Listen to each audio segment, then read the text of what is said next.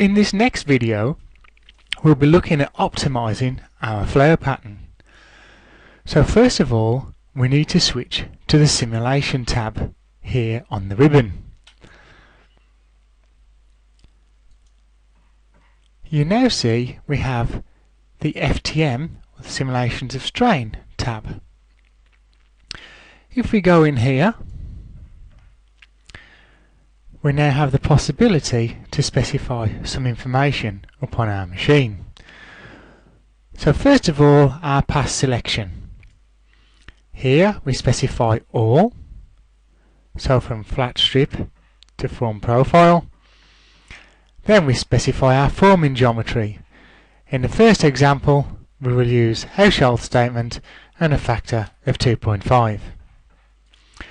Next, the core material. Let us select a standard galvanized with a yield of 360. And now the roll form line. Here we'll check data and video, and we can modify this.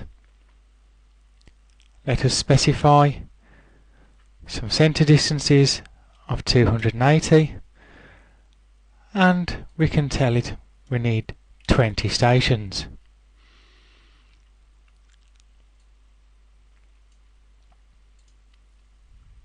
Accept with OK. And now we need to de-tick diameters from, because we didn't create any axes yet. So now back to our roll form line and modify the data and video settings, and now we can access the root diameter settings. So first of all, our drive diameter could be 150, our top roll 220, and our side rolls 120. We'll leave this as is for now. Hit OK, OK again. Now let us check our assignment. Here we specify whether our stations will be formed with the bottom or side rolls. We'll leave everything with bottom for now. Hit OK and then hit OK. A quick review of the forming length. Everything seems to be in order there. Nothing greater than the station distance. OK. And now we can grab this here and shrink our spreadsheet.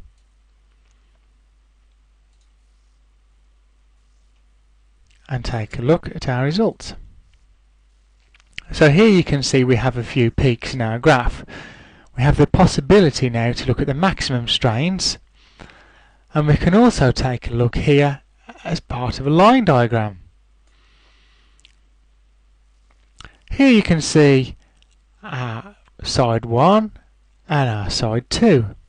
Obviously the right hand side here being side 2, and you can see here we have some more strain than on side 1 being the left hand side.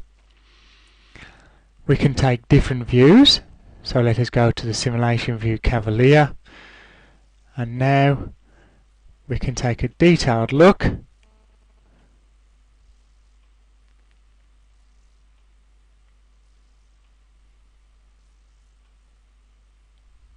Okay, so here we can see an area of concern. Here we can see the forming curve in this area here relating to our roll diameters.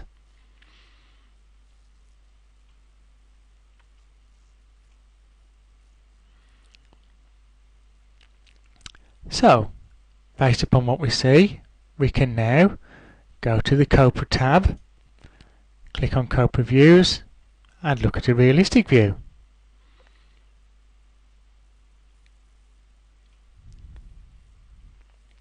This helps us see in a little more detail.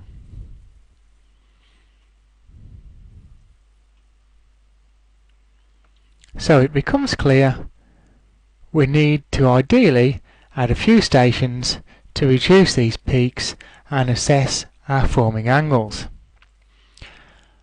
Let us now switch back to the 2D wireframe view here, and now back to flower. Now, as we have already specified, if we click over here, you will see in our station attributes our relative positions between each station is taken from DTM. If we needed to change that, we can right click here and click edit, and then we can change it here. But we will leave it for 280 right now, and of course we would use this distance for all stations, or if we had stations of a particular type we could specify another, for example an accessory or an idler. So our first station, as we know, will be our entry guide. Our last station, as we know here, will be our finisher, which could be a calibration station. Okay, and now you see we have some axes types over here.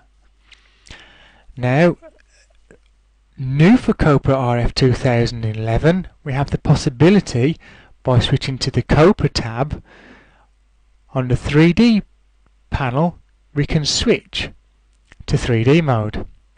This is now active, and now we can select to see individual stations or the entire flower.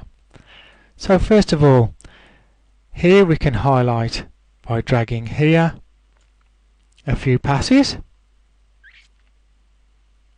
We can deactivate, or we can select all by ticking here.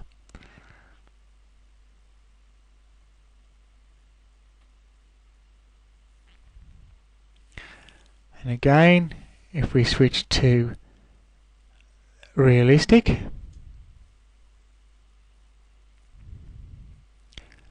we kind of get a feel for how the material is going to flow in our flower.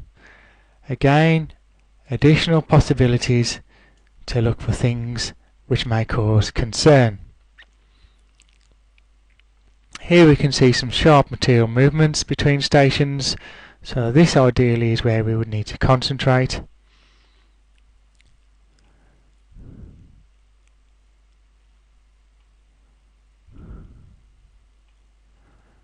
And now if we rotate,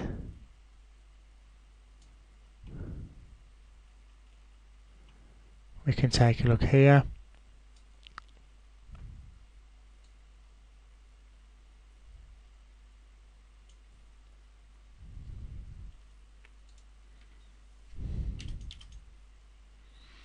And we can see the material movement here. Of course, this may be undesired, so we can now potentially move the reference point so this area of the profile remains continuous, and we have an increase of diameters here to form the dovetail. So we have some ideas to move forward now for our optimization. Let us return to the 2D view by going first of all to wireframe and then returning to the 3D tab and activating 2D mode. And again you can see, because we have all flare patterns highlighted with the light bulb, if we detick that, we just return to where we have focus. We also have the possibility to tick these boxes to activate stations permanently.